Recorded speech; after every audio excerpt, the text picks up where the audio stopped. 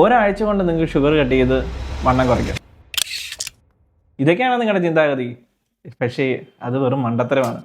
അങ്ങനെ നിങ്ങൾക്ക് sugar cut ചെയ്യാൻ ആർക്കും കഴിയില്ല.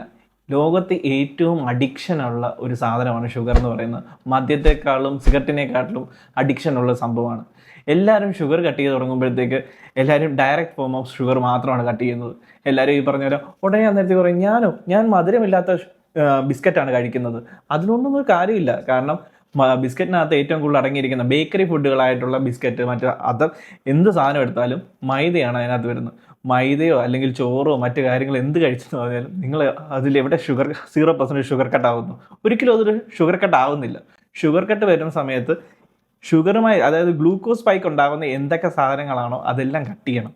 അപ്പം നിങ്ങൾ ആദ്യം അതെന്തൊക്കെയാണെന്നുള്ളത് ഒരു ലിസ്റ്റ് ഉണ്ടാക്കി കണ്ടുപിടിച്ചതിന് ശേഷം സ്ലോ ആൻഡ് സ്റ്റഡി ആയിട്ട് ഓരോന്നായിട്ട് ഗ്രാജ്വലി 6 മാസം കൊണ്ട് നിങ്ങൾക്ക് കട്ട് ചെയ്യാവുന്ന രീതിയിൽ പതുക്കെ വേണം കട്ട് ചെയ്തെടുക്കാനായിട്ട്.